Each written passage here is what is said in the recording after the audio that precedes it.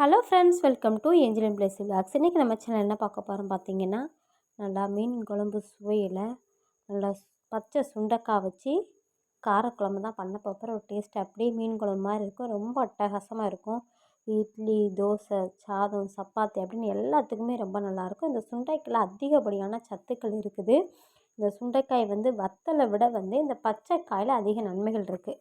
நம்ம சுண்டைக்காய் வத்தல் போட்டு குழம்பு வைக்கிறத விட இந்த மாதிரி காய் வாங்கி அதில் குழம்பு வச்சு பாருங்கள், ரொம்ப நல்லா இருக்கும், ஹெல்த்தியும் கூட.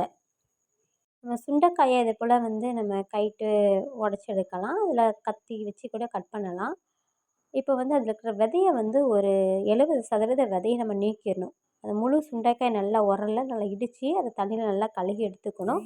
மசாலா இதுக்கு வறுத்து அரைச்சி செய்கிறது ரொம்ப நல்லாயிருக்கும். நான் அடுப்பில் லோ ஃப்ளேமில் குழம்பு மிளகாய்த்தூள், சீரகம், மிளகு, அது கூடவே வரமிளகா, கருவேப்பிலை தழை இது எல்லாத்தையும் நல்லா வறுத்து எடுத்து வச்சுருக்கேன். இது சின்ன வெங்காயம், பூண்டு, தக்காளி பழம் கட் பண்ணி எடுத்து வச்சுருக்கேன்.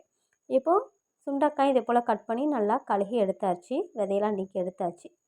எல்லாம் முழு விதையும் இல்லை, ஒரு 70% அளவுக்கு நம்ம விதை நீக்கி எடுத்துக்கலாம். இப்போ குழம்பு செய்ய ஆரம்பிச்சிடலாம்.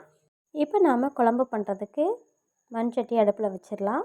அது கூடவே 2 டேபிள் ஸ்பூன் அளவுக்கு கடலெண்ணெய் சேர்த்துருக்கேன். கடலெண்ணெய் இல்லைன்னா நல்லெண்ணெய் சேர்த்து பண்ணுங்கள், அப்போ தான் ரொம்ப நல்லாயிருக்கும். இப்போ அந்த எண்ணெயில் நம்ம உடச்சி வச்சதானே அந்த சுண்டைக்காயை இதோட சேர்த்துட்டு நல்லா கொஞ்சம் வதக்கி எடுத்துக்கலாம். அந்த சுண்டைக்காய்க்கு ஈரப்பதம் போகிற வரைக்கும் நல்லா வதக்கி அதை ஒரு பாத்திரத்தில் நம்ம தனியாக எடுத்து வச்சிடலாம். எடுத்து வச்சுட்டு நம்ம இப்போ குழம்புக்கு தாளிக்க ஆரம்பிச்சிடலாம். இப்போ அதே எண்ணெயில் 1 டீஸ்பூன் அளவு கடுகு, அதே சமயம் ஒரு 1.5 டீஸ்பூன் அளவுக்கு வெந்தயம் சேர்த்துக்கலாம். இது பொரியட்டும். கட் பண்ணி வச்சதானே சின்ன வெங்காயம், பூண்டையும் சேர்த்து நல்லா வதக்கி விட்டுக்கலாம். இப்போ வெங்காயம், பூண்டு இது நல்லா வதங்கட்டும். நாம் இது கூட இப்போது கட் பண்ணி வச்சதானே நல்லா பழுத்த தக்காளி பழம் 2 கட் பண்ணி வச்சுருந்தேன், அதையும் இதோடு சேர்த்துடலாம்.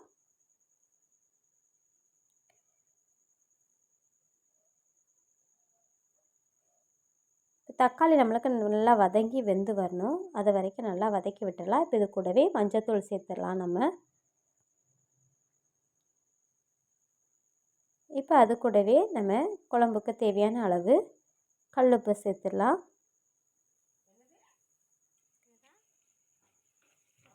உப்பு, மஞ்சத்தூள் சேர்த்ததுக்கப்புறமாட்டு நம்ம நல்லா இதை வதக்கி விட்டுடலாம். இப்போ நான் ஒரு ஸ்மால் சைஸ் எலுமிச்சைப்பழ அளவுக்கு புளி எடுத்து அதில் புளி தண்ணியை எடுத்து கரைச்சி எடுத்து வச்சுருக்கேன், அதையும் இதோட சேர்த்துடலாம். சேர்த்துட்டு இப்போ நம்ம வறுத்து எடுத்ததான மசாலாவை அரைச்சி அதை தண்ணியில் நல்லா கரைச்சி அதையும் இதோட சேர்த்துடலாம், குழம்புல சேர்த்துடலாம். மசாலாவை வறுத்து அதை சேர்க்கும்போது ரொம்பவே நல்லாயிருக்கும். நம்மளுக்கு குழம்பு வாசனையும் அது சேர்த்த உடனே நல்லா வாசனை வர ஆரம்பிக்கும். இப்போது அடுப்பு ஒரு 5 மினிட்ஸ் மூடி போட்டு நல்லா வேக வச்சிடலாம்.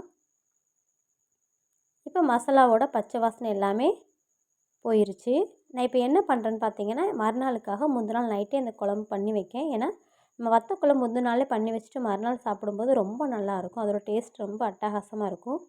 அதுக்காகத்தான். இப்போ நம்ம கருவேப்பிலை தழை சேர்த்துடலாம். பாருங்கள், குழம்போட நிறமே நல்லா சேஞ்ச் ஆக ஆரம்பிச்சிருச்சு. இப்போ நம்ம வதக்கி வச்சதான சுண்டைக்காய் எல்லாத்தையும் இப்போ இதோட சேர்த்துடலாம். சேர்த்துட்டு நல்லா கிளறி விட்டுக்கலாம். வத்த குழம்பு எப்படி பண்ணுன்னு பார்த்தீங்கன்னா, நம்ம தண்ணியாக இல்லாமல் நம்மளுக்கு கெட்டியாக இருந்தால் தான் ரொம்ப நல்லாயிருக்கும். அதனால் சுண்டைக்காய் எல்லாத்தையும் நல்லா சேர்த்துடலாம். சேர்த்துப்புறமேட்டு ஒரு சின்ன துண்டு வெல்லத்தையும் உள்ளே சேர்த்துடலாம். சேர்த்துட்டு நல்லா கிளறி விட்டு ஒரு 2 கொதி நல்லா வரட்டும். இப்போ குழம்பு கொதிக்கும் போதே அருமையான வாசனை இருக்கும். இப்போ நான் ஸ்டவ் ஆஃப் பண்ணிட்டு மூடி வச்சிடுறேன். காலையிலே எழுந்துச்சி லைட்டாக சூடு பண்ணி மட்டும் எடுத்துருக்கேன். இப்போ பாருங்கள், காலையிலேக்கு குழம்பு எப்படி இருக்குது, பார்க்கவே ரொம்ப அருமையாக இருக்கும். எண்ணெய்லாம் நல்லா பிரிஞ்சு அட்டகாசமாக இருக்கும். இட்லி, தோசை, சாதம் எல்லாத்துக்குமே ரொம்ப நல்லாயிருக்கும். இதே போல் பச்சை சுண்டைக்காயில் இதே போல் குழம்பு செஞ்சு பாருங்கள், ரொம்ப நல்லாயிருக்கும். இந்த வீடியோ உங்களுக்கு பிடிச்சிருந்துச்சுன்னா லைக் பண்ணுங்கள், கமெண்ட் பண்ணுங்கள். இது வரைக்கும் நம்ம சேனலை சப்ஸ்கிரைப் பண்ணாதவங்க மறக்காமல் சப்ஸ்கிரைப் பண்ணிடுங்க.